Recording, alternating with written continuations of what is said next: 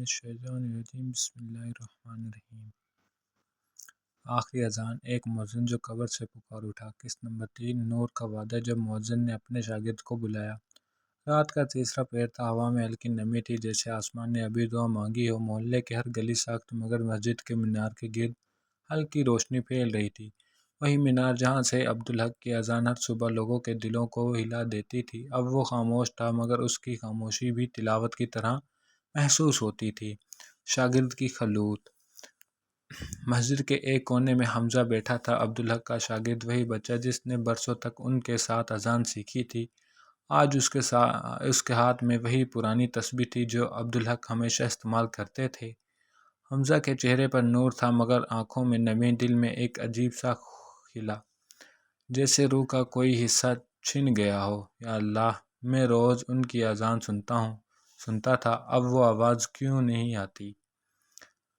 وہ تو کہتے تھے کہ اذان کبھی ختم نہیں ہوتی۔ حمزہ نے سر جھکا کر آنکھیں بند کی۔ اسی لمحے ایک نوری کرن مسجد کے فرش پر پڑی۔ ہوا جیسے رک گئی، چراغ خود بخود جل اٹھے۔ روح کا ظہور۔ حمزہ نے آنکھیں کھولیں۔ سامنے نور کی ایک لہر میں تھی، پہلے دھندلی، پھر صاف، اور پھر وہ چہرہ ظاہر ہوا جسے وہ ہمیشہ مینارے پر دیکھتا تھا۔ عبدالحق کھڑے تھے، سفید لباس میں، چہرے پر مسکراہٹ، ہاتھوں میں تسبیح، اور ارد گرد وہی خوشبو جو ان کے اذان کے وقت پھیلتی تھی۔ حمزہ کے لبوں پر کپکپی تھی۔ استاد جی، آپ، کیا یہ خواب ہے؟ روح نے کہا۔ نہیں بیٹے، یہ وعدہ ہے۔ میں نے رب سے کہا تھا کہ میری اذان زمین پر باقی رہے، اور رب نے کہا میں تیری اذان کو ایک دل میں رکھ دوں گا، اور وہ دل کبھی خاموش نہیں ہوگا۔ وہ دل تمہارا ہے حمزہ۔ حمزہ کے آنسو ٹپکنے لگے۔ میں کیسے اذان دوں گا استاد؟ میری آواز آپ جیسی نہیں، میرا یقین اتنا مضبوط نہیں۔ عبدالحق مسکرائے۔ بیٹے، اللہ کے دربار میں آواز نہیں دیکھی جاتی، نیت دیکھی جاتی ہے۔ جب تم دل سے پکارو گے تو فرشتے تمہاری اذان کو لے کر آسمان تک پہنچ جائیں گے۔ نور کا لمس۔ عبدالحق نے اپنا ہاتھ حمزہ کے سینے پر رکھا۔ ایک دم سے حمزہ کو لگا کہ اس کا دل کسی نوری دروازے سے جڑ گیا ہو۔ اس کی آنکھوں کے سامنے مسجد، آسمان، اور وہ سب لوگ آ گئے جن کے دل کبھی اذان سے جاگتے تھے۔ نور میں لپٹی وہ روح بولی، حمزہ! آج سے یہ مینار تمہارا ہے، تمہاری اذان میں میری سانس ہوگی، تمہاری آواز میں میرا ایمان۔ یاد رکھنا، اذان صرف جگانے کے لیے نہیں ہوتی، یہ اللہ کے وعدے کو دہرانے کے لیے ہوتی ہے کہ کوئی دن، کوئی رات اور اس کی یاد کے بغیر نہ گزرے۔ یہ کہتے ہی روح آہستہ آہستہ مٹی میں اتر گئی، چراغ بجھ گئے، اور مسجد میں پھر سے خاموش ہو گئی۔ صبح امتحان۔ فجر کا وقت ہوا، حمزہ مینار پر چڑھ گیا، ہاتھ لرز رہے تھے، دل دھڑک رہا تھا۔ اس نے آنکھیں بند کی اور پہلی بار اذان دی، اللہ اکبر، اللہ اکبر۔ پوری فضا جیسے سخت ہو گئی۔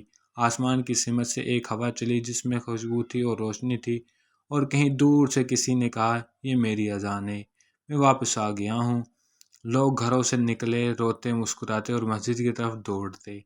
مولوی صاحب نے آنکھوں سے آنسو پونچھ کر کہا، یہ عبدالحق نہیں، اس کا نور بول رہا ہے۔ اللہ نے اس اذان کو نسلوں کے لیے زندہ کر دیا۔ قبر سے روشنی۔ فجر ختم ہوئی، سب نمازی قبر کے پاس گئے۔ وہاں کی مٹی سے خوشبو آ رہی تھی، اور ایک جملہ جیسے کسی نے ابھی لکھا ہو، میری اذان ختم نہیں ہوئی، میں ہر اس دل میں زندہ ہوں جو اللہ کے نام پر جاگتا ہے۔